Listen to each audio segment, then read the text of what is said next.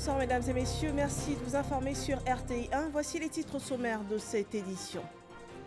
Que comprendre des mesures sociales du plan de soutien économique, social et humanitaire du gouvernement? Les dates limites de paiement des factures d'électricité reportées de 3 mois, la prise en charge par l'État des factures des couches défavorisées, l'aide sociale est explicitée pour vous ce soir. Cette aide, ce sont des décisions du gouvernement qui figurent sur la liste des préoccupations des Ivoiriens en cette période de crise sanitaire. Les avis recueillis ce jour sur le sujet montrent la satisfaction de la population et c'est à suivre dans ce journal. Le prix à la pompe du carburant a été réduit sur toute l'étendue du territoire. Jusqu'au 30 avril prochain, l'essence super sans plomb est servie à 595 francs CFA le litre et le gasoil à 590 francs CFA le litre. Bienvenue dans ce 23h, un nouveau rendez-vous d'information dédié exceptionnellement à cette lutte que mène la Côte d'Ivoire contre le coronavirus Covid-19.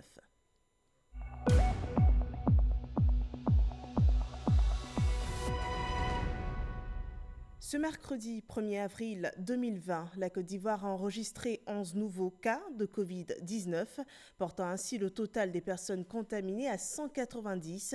L'autre nouvelle de ce point, c'est le passage à 9 du nombre de personnes guéries. Écoutons la déclaration du Dr Eugène Akaouélé, ministre de la Santé et de l'Hygiène publique. Point de la situation de la maladie à coronavirus Covid-19 du 1er avril 2020.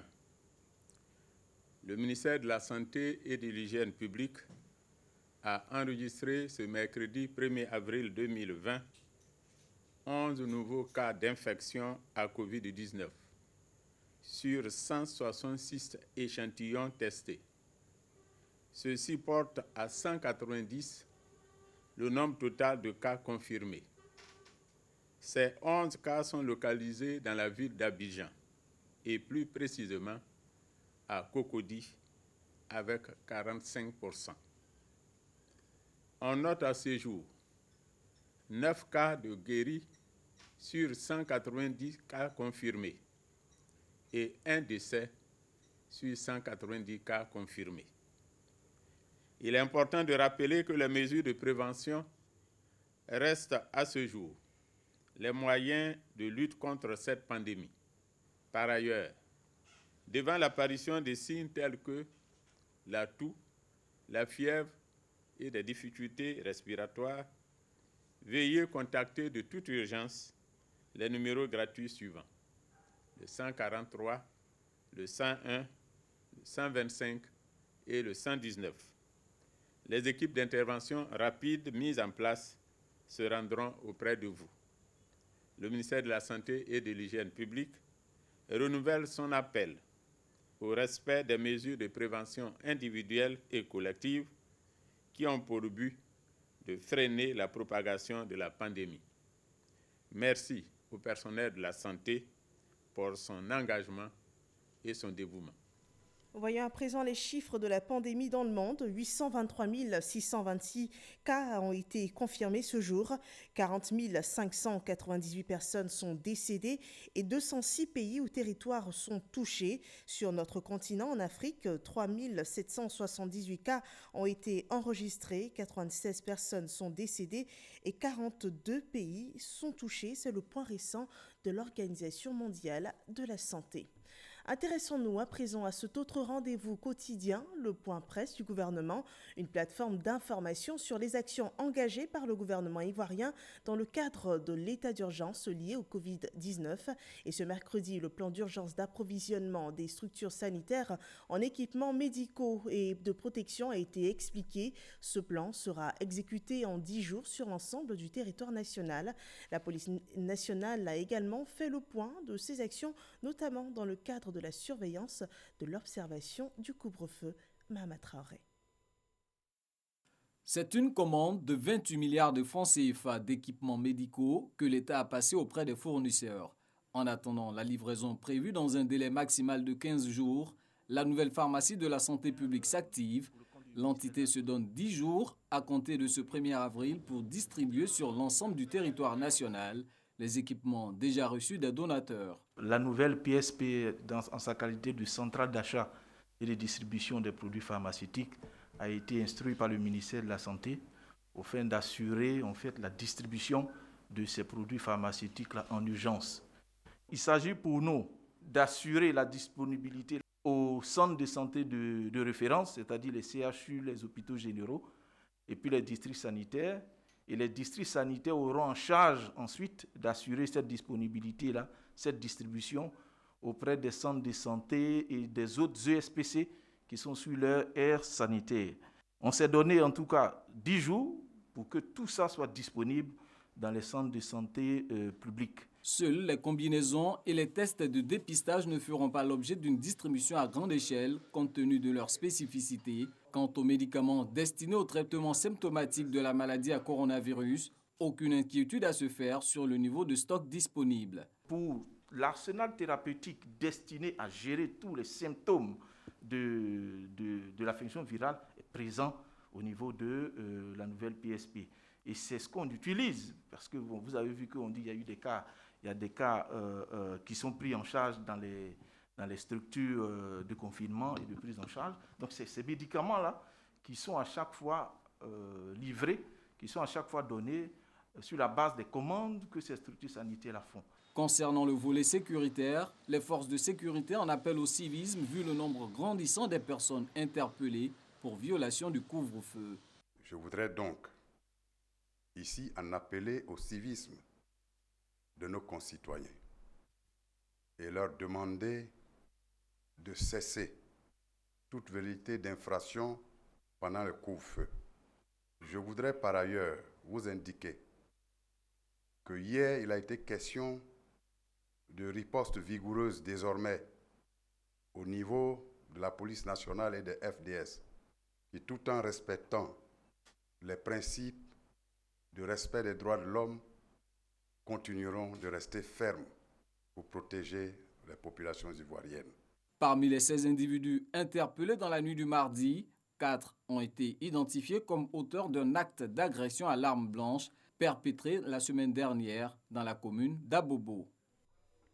Le Premier ministre ivoirien Amadou Gon Coulibaly présentait hier sur nos antennes le plan de soutien économique, social et humanitaire du gouvernement, une série de mesures d'aide destinées aux opérateurs économiques et aux populations en cette période de crise sanitaire mondiale. Ce plan est en effet une stratégie du gouvernement ivoirien pour contrecarrer la menace que représentent ces saisons pandémiques sur l'économie ivoirienne. Adama Koné a fait la revue des mesures annoncées. Suivons sa synthèse. C'est ensemble, dans l'Union. Le président de la République, Alassane Ouattara, a livré la vision de la lutte contre le Covid-19 le 23 mars dernier. Il appartenait au gouvernement de traduire cette vision en stratégie opérationnelle.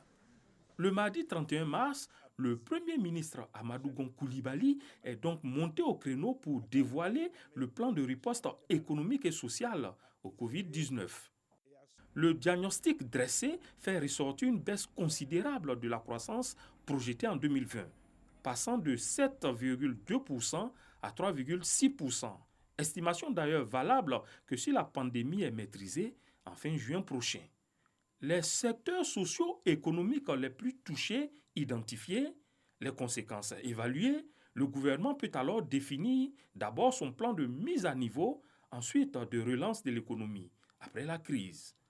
Un plan qui s'appuie sur 3 piliers. D'abord, le soutien aux entreprises avec une batterie de mesures visant à soulager leur trésorerie.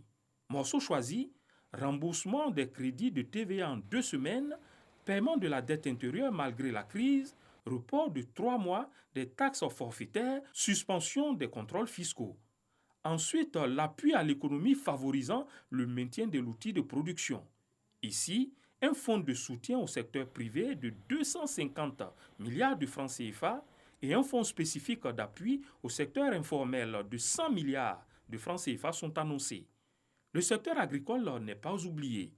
Ainsi, les produits de rente, l'EVA, le palmier à huile, le coton, l'anacarde, le café et le cacao seront soutenus à hauteur de 250 milliards de francs CFA. Première illustration, pour la campagne intermédiaire cacao débutant ce 1er avril, le prix a été maintenu à 825 francs CFA le kilogramme. Enfin, le troisième pilier porte sur le social. Il s'agit ici, surtout avec les mesures économiques, de maintenir les emplois. Le gouvernement entend aussi soulager le budget familial avec le décalage du paiement des factures d'électricité et d'eau, avec facilité de paiement. Mieux, les couches facturées au tarif social de l'électricité et de la tranche sociale pour l'eau seront prises en charge. Sans oublier les actions de prévention de toute augmentation anarchique des prix. La facture de toutes ces actions du gouvernement en faveur des entreprises et de la population s'élève à 1 700 milliards de francs CFA. Au titre des mesures de soutien social, le Premier ministre a annoncé hier le différé du paiement des factures d'électricité. Une information entendue de tous et même des plus petites oreilles. Mais qui paie quoi, comment et à quelle période? Je vous invite à suivre cet élément de Noël Gnagno qui rend plus explicite ce report des paiements des factures. La pandémie à coronavirus, un mal aux impacts socio-économiques sans précédent pour les ménages. Le gouvernement a décidé depuis ce mardi 31 mars d'atténuer ces impacts à travers des mesures sociales, les rendre plus explicites, principalement pour le secteur de l'électricité. Voilà l'objectif du ministre du Pétrole, de l'Énergie et des Énergies renouvelables, au cours du point presse quotidien de ce mercredi, 1er avril. Dans le secteur de l'énergie, il s'agit de deux principales mesures. Premièrement, le report pour l'ensemble des ménages des dates limites de paiement d'avril et mai 2020 des factures d'électricité. La date limite de paiement d'avril 2020 a été reportée à juillet 2020 et celle de mai 2020 a été reportée en août 2020. Deuxièmement, le gouvernement a décidé de la prise en charge des factures d'électricité des ménages abonnés au tarif social d'électricité devant être payés en avril et mai 2020. Les ménages ont donc un différé de 3 mois pour s'acquitter de leurs factures de consommation de l'électricité sans pénalité et à leur rythme. Quant aux bénéficiaires de la tranche sociale, l'État prend en charge leur consommation. Pour les ménages abonnés au tarif social d'électricité, ayant déjà réglé la facture reçue au mois de mars, un avoir équivalent au montant de la dite facture leur sera octroyé sur leur prochaine facture. Pour les abonnés à l'électricité en mode prépaiement, la prise en charge de l'État leur sera octroyée dès la semaine prochaine sous la forme d'un crédit d'énergie gratuit. Les modalités pratiques pour disposer de ce crédit gratuit seront communiquées par la CIE. Vous avez 40% d'abonnés en Côte d'Ivoire qui bénéficient de ce tarif. Notons que pour le volet des ménages défavorisés, l'État va débourser environ 10 milliards de francs CFA. Et ce plan gouvernemental a pour cible la population ivoirienne et aussi les opérateurs économiques. Voyons ce qu'en pensent les Ivoiriens. Face au coronavirus et ses conséquences économiques, les populations ivoiriennes attendaient des mesures fortes. Mardi soir, le discours du Premier ministre Amadou Gon Coulibaly avait un goût salutaire. C'est ce qu'on attendait depuis. Sincèrement, il faut dire que c'est une très bonne décision, ce montant qui est vraiment alloué pour qu'on nous déroule le plan de mise en exécution réelle d'aide à apporter vraiment au secteur privé et à tous ceux qui sont en réalité aujourd'hui frappés par ce virus-là. Avec ce montant qui est déjà, ce budget qui est alloué, que le gouvernement mette en place une politique décentralisée, sincèrement, permettre aux maires, permettre aux préfets, permettre à toutes les autorités de région d'entrer en ligne de compte pour pouvoir quand même aider les populations qui vivent en fait réellement dans la paupérisation. La reconnaissance du gouvernement, c'est très important. Par exemple, les factures, CIE, ceux-ci, vraiment, je pense que c'est une reconnaissance quand même. Voilà, il faut remercier le gouvernement. Au-delà d'un plan de riposte qui vise à briser la chaîne de transmission de la maladie, ce sont des mesures sociales qui redonne le plus de sourires aux populations. Les réseaux sociaux en parlaient et je crois que le gouvernement a saisi la balle au bon. Les loyers, là, le Premier ministre en a parlé aussi. Il faut dialoguer avec les propriétaires de maisons. Ce sont des mesures salutaires. Depuis longtemps, on attendait vraiment ces mesures. C'est comme le Premier ministre et le Président de la République viennent nous enlever une épine du pied. Ça permet de rassurer, de renforcer le tissu économique et de savoir qu'au sortir de cette crise, on ne sera pas seul, on pourra sortir humainement pour pouvoir maintenir l'économie à flot. Parce que si l'économie s'écroule, nous, notre résistance n'a pas de raison d'être parce qu'on va aussi avoir des difficultés, il y aura le licenciement, pas mal de choses, etc. Donc on aimerait éviter ça et le gouvernement déjà a anticipé en prenant ces différentes mesures.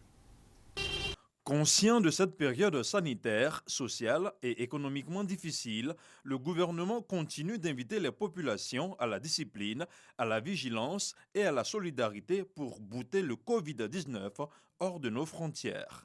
Les avis qui ont été recueillis par Abdoulaye Koné. Pour comprendre davantage ce plan de soutien du gouvernement, le ministre de l'Économie et des Finances sera demain jeudi 2 avril sur le plateau de Ça fait l'actualité. Il s'exprimera sur l'impact des mesures du gouvernement sur les opérateurs économiques et sur les populations. Ça fait l'actualité, un magazine à suivre en direct à 17h45 sur RTI 1.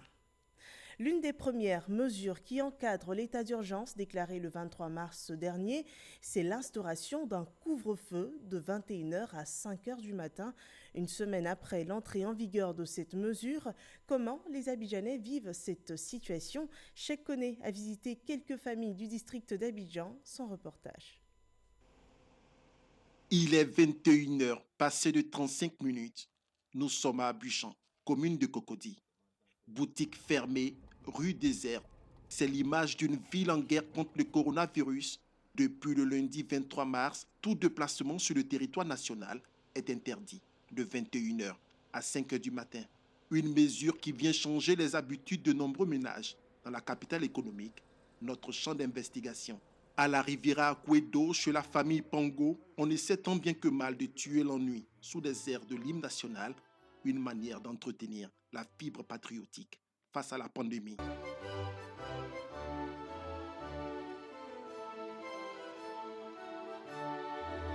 Dans cette famille de 10 personnes, à chaque catégorie d'âge correspond une activité. Les tout petits pour la console de jeu, les plus grands revisent leurs notes musicales. Le père, lui, finalise ses tâches professionnelles. Pour ce qui est de nous les parents, les habitudes n'ont pas trop changé. On les a habituellement à 21h, on a déjà fini de manger et tout ça, on est en train de se préparer, de travailler un peu avant d'aller dormir. Et là maintenant, on s'est rendu compte que c'est plutôt au niveau des enfants qu'il fallait développer de nouvelles habitudes. Depuis le début du couvre-feu à 21h, je passe le temps avec mes frères, jouer aux jeux vidéo. Si j'ai trop duré, c'est maximum 3 heures, je ne peux pas faire plus. Des fois même, on rigole à la maison, c'est 10h qu'on va fêter le couvre-feu. Plus loin, à la Riviera Palmeraie, il est 23h45 lorsque Andrea Billet nous ouvre les portes de son appartement. Ici, cette professionnelle de tourisme s'occupe à parachever des projets laissés en suspens depuis de nombreuses années. De nature, je suis assez casanière, donc je ne sens pas véritablement, à moins que ça soit, j'en ai besoin en fait, ça soit nécessaire. Mais il faut dire que là, comme c'est contraignant, on ne sait pas trop quoi faire, on tourne un peu en rond. Mais on arrive à bien s'occuper en tout cas. Moi, j'essaie d'être productive en tout cas. Depuis la fermeture de son agence de voyage en raison du coronavirus, Andrea met à profit l'instauration du couvre-feu pour concevoir d'autres projets. Ce n'est pas le cas ici, chez la famille ADI, au plateau de Cuy. Pour lui, couvre-feu ou pas, rien ne change. Je ne m'ennuie pas. 21h à 5h du matin, de toutes les façons, on doit dormir quand même. Hein? L'État a bien fait de quand même sécuriser sa population. L'instauration du couvre-feu a amené plusieurs entreprises, tant publiques que privées, à revoir les horaires de descente.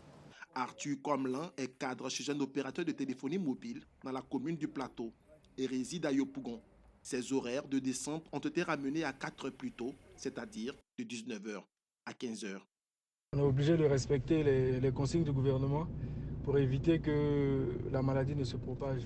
Sinon, en bon ivoirien, on finit à 18h, 19h. On se fait un petit after work entre potes, juste pour se rafraîchir les idées. Hein. Ce n'est pas pour que madame se fâche. Mais... La nuit tombée, Arthur, habitué des after-work entre collègues, est bien obligé de passer plus de temps avec sa famille. Le point positif, en tout cas, c'est qu'on est présent. On est présent avec madame. On a pu assister à la venue du bébé. Donc, sachant les habitudes. Vécu diversement par les ménages, l'instauration du couvre-feu est appréciée des Ivoiriens pour qui aucun sacrifice ne vaut une bonne santé.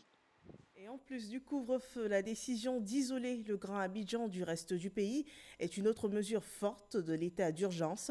Depuis la fermeture dimanche à minuit des corridors de la zone délimitée, très nombreux sont ceux qui sollicitent une demande d'autorisation de sortie. L'école de police, le site dédié pour la délivrance de ces laissez-passer, essaie de gérer au mieux l'affluence des demandeurs.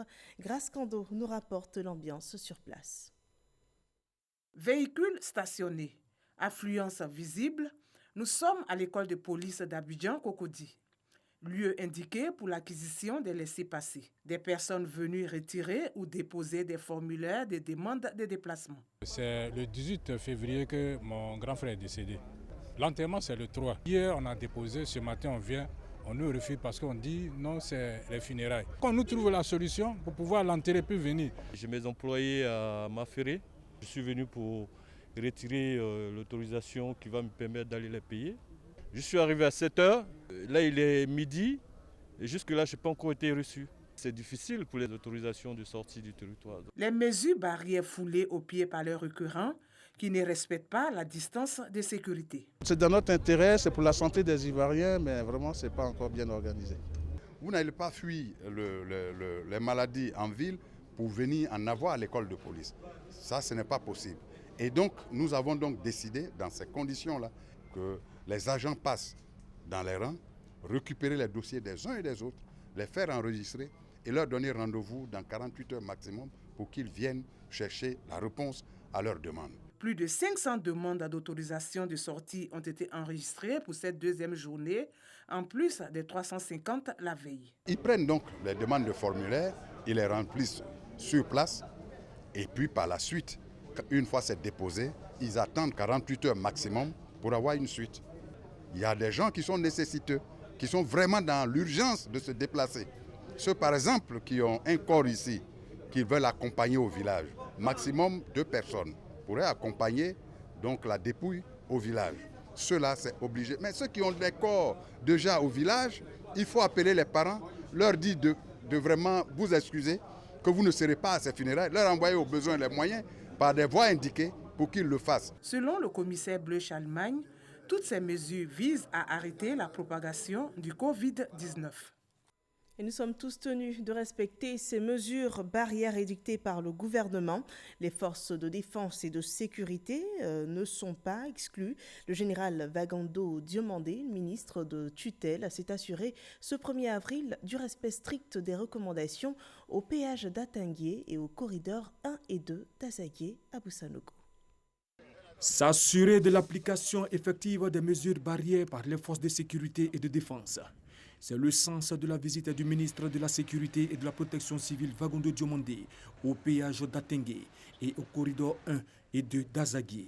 Ici, un usager voulant franchir le péage d'Atingué avec une demande d'autorisation de sortie non validée est prié de faire demi-tour. C'est juste un avertissement. On ne va pas vous amener à la police pour vous mettre en prison. Non, non, non. Vraiment, on va vous sensibiliser. Vous retournez à votre papier, vous remplissez, vous déposez. On va vous donner une autorisation que vous allez sortir. Vous avez compris? Voilà, donc reprenez votre papier. Seuls les véhicules ayant un laissez-passer et appartenant à des corps de métier pouvant librement circuler ont l'autorisation de passer le corridor. Engouement et surtout discipline des forces de sécurité et de défense dans la mise en œuvre de leur mission. La société d'approvisionnement en eau, électricité et téléphonie sont exemptés de l'autorisation. Donc vous êtes protégés par la loi. À tout contrôle, lorsque vous verrez des gendarmes ou des policiers, vous présentez vos documents. Cela vous permettra de circuler et de faire votre travail librement. Présence effective du personnel de santé pour le contrôle de température. Il faut respecter les mesures de prévention prises par le gouvernement. Mais j'ai noté l'engagement ferme de toutes les forces en charge de la gestion de cette situation, leur engagement ferme à faire respecter les consignes. J'ai aussi noté la discipline de la part de tous les usagers qui se conforment aux prescriptions et au contrôle sans énervement. Et le tout me permet de croire que tout le monde a compris l'importance de ces mesures, que tout le monde a compris qu'il est question de nous sauvegarder, de préserver notre santé. C'est une pandémie à laquelle le monde entier fait face et il faut que chacun s'autodiscipline. Notons qu'à chaque étape, le ministre de la Sécurité et de la Protection civile Wagono Diomandé s'est soumis au contrôle de température et au lavage des mains avec le gel hydroalcoolique. Le dispositif sanitaire de la RTI a aussi été évalué par le ministre de la Communication et des Médias, Sidi Tiemoko Touré. La stratégie de communication gouvernementale en cette période de crise sanitaire a aussi été passée en revue au cours d'une réunion de direction. Abou Sanogo rend compte de cette visite. Le ministre de la Communication et des Médias, porte-parole du gouvernement Sidi Tiemoko Touré à la RTI, radiodiffusion télévision ivoirienne, lavage des mains, prise de température, port du masque. Les mesures de prévention sont respectées. Il y est pour présider la réunion du comité de crise de la RTI. Et cette rencontre a permis de passer en revue la matrice d'action de la communication dans le cadre de la lutte contre la maladie du coronavirus Covid-19 et la stratégie de communication validée par le Premier ministre Amadou Gon Coulibaly. Les médias de service public ont été invités à poursuivre la sensibilisation et la diffusion de mesures préventives, notamment la formulation des éléments de langage, la production d'articles vérifiés et vérifiables et l'amplification des bons messages. À la RTI, des mesures ont été arrêtées. Entre autres, l'accélération de la libération de l'ensemble des stagiaires, la mise en place du dispositif à l'entrée dans les services sur tous nos sites, et également toutes les directions se sont réorganisées pour pouvoir travailler avec le minimum indispensable de personnel et ont mis en place un dispositif de rotation des équipes. À l'issue, le ministre de la Communication et des Médias, Sidi Tiemoko Touré, a fait un tour du dispositif de la RTI pour s'assurer des conditions de travail des agents et voir si toutes les dispositions sont prises pour barrer la route à la pandémie du coronavirus. Nous sommes satisfaits parce que nous avons vu que la direction générale a pris les meilleures dispositions pour préserver les équipes. Ces équipes qui seront à la tâche jour et nuit d'ailleurs pour informer les populations. Et il faut juste relever que depuis le début de la crise, tous les collaborateurs sont sur tous les chantiers. Malgré les critiques, malgré la délicatesse de la tâche, les uns et les autres produisent le meilleur d'eux-mêmes. Et avec la direction générale, nous avons passé en revue toutes les initiatives portées par la RTI. Selon le ministre de la Communication et des Médias, désormais, c'est le 119 qui est le numéro d'accès unique en cas de besoin. La RTI est quant à elle impliquée dans la lutte. Les gestes simples qui sauvent la vie sont appliqués. Lavage régulier des mains, prise de température et port de masque. Distance de sécurité. Les médias de service public joueront leur partition dans la lutte contre la maladie du coronavirus Covid-19. La RTI est engagée à lutter efficacement contre le Corona-19.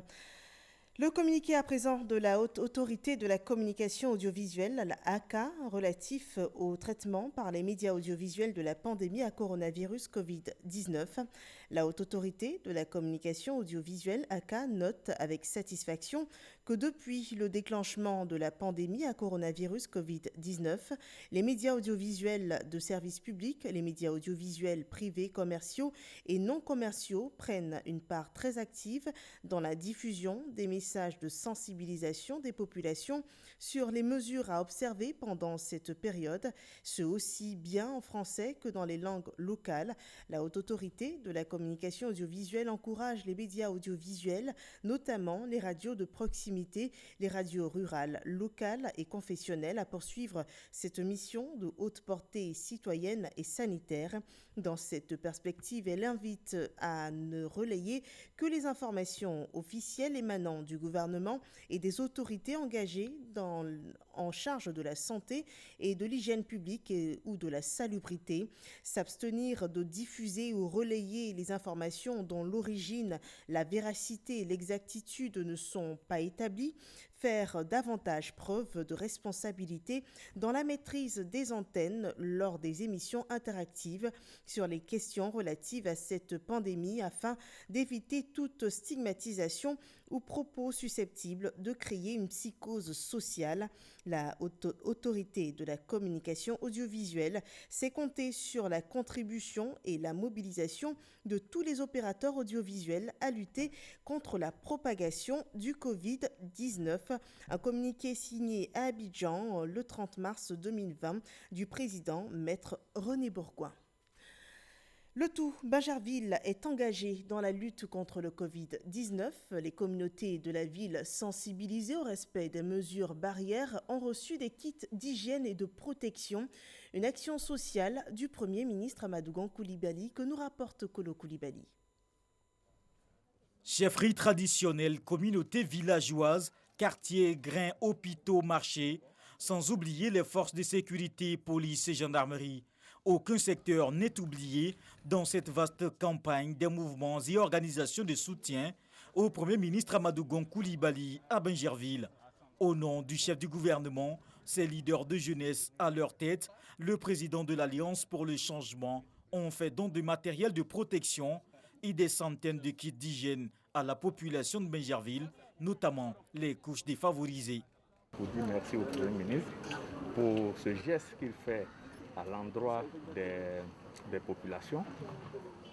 Par ce geste, il contribue à briser la chaîne de propagation de ce mal, de ce virus, qui est le coronavirus. Ils ont sillonné les quartiers et grandes surfaces de Bingerville avec un maître mot, la lutte contre le Covid-19. Des savons et des seaux pour qu'on puisse sensibiliser nos frères et nos sœurs et nos enfants pour pouvoir laver les mains avant de rentrer dans le marché pour que le coronavirus soit éloigné de nous. Nous faisons confiance à nos dirigeants. Nous sommes convaincus qu'ils ne nous laisseront jamais dans cette maladie. Tous les chefs de communauté de Bingerville ont pris l'engagement de jouer pleinement leur rôle dans la lutte contre le Covid-19 en Côte d'Ivoire.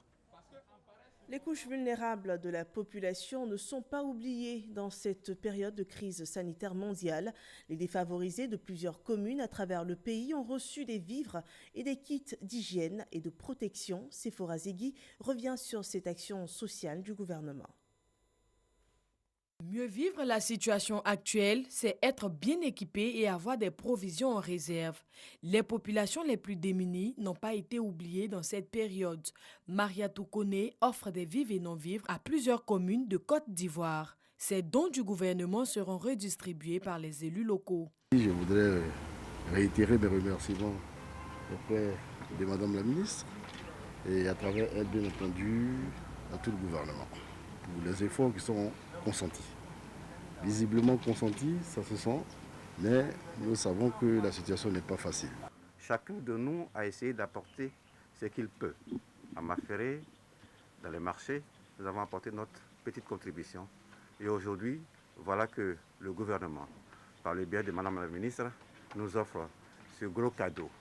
Nous ne pouvons que dire merci. La ministre de la Solidarité, de la Cohésion sociale et de la lutte contre la pauvreté salue toutes les âmes généreuses, mais il y a encore des besoins. Les dons que nous recevons, ce sont des dons pour les populations les plus vulnérables. Ce sont des dons à redistribuer aux populations les plus vulnérables.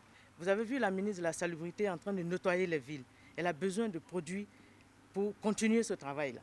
Donc tous ceux qui peuvent nous apporter des vivres, du gel, des produits nettoyants, des produits désinfectants, tout ça, ce sont des besoins que nous avons, que nous exprimons aux populations en réitérant nos remerciements à toutes les personnes qui répondent à notre appel et qui vont continuer à répondre à notre appel. Mariatou Kone invite les populations à acheminer leurs dons au ministère de la Solidarité, de la Cohésion sociale et de la lutte contre la pauvreté, situé au plateau à la Tour E. ou au Fonds national de solidarité à la Riviera 4. À Kong, dans la région du Tchologo, au nord de la Côte d'Ivoire, les autorités municipales mènent une lutte ardue contre le Covid-19.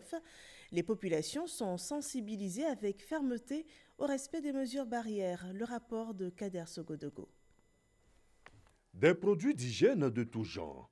Un don du maire de Kong, Berté Abdraman Diemoko, soutenu par le ministre des Affaires présidentielles, Téné Birahima Ouattara, fils du terroir. Ici, il s'agit de mettre à la disposition des populations le nécessaire pour parfaire leur hygiène au quotidien. Un moyen sûr de faire barrière à la propagation du Covid-19.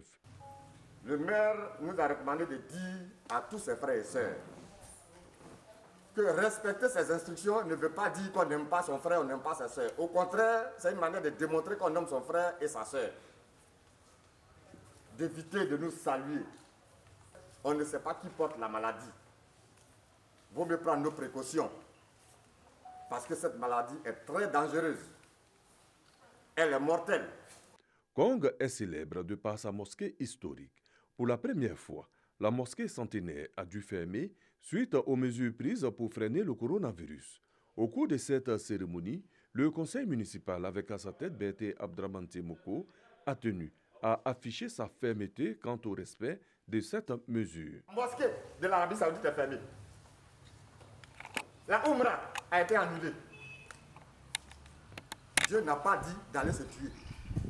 Si nous on a eu la chance que Dieu est passé par certaines personnes pour dire la maladie la tue, restez à la maison pour ne pas que ça vous tue, prions à la maison. Prions pour que Dieu nous aide à éviter la maladie.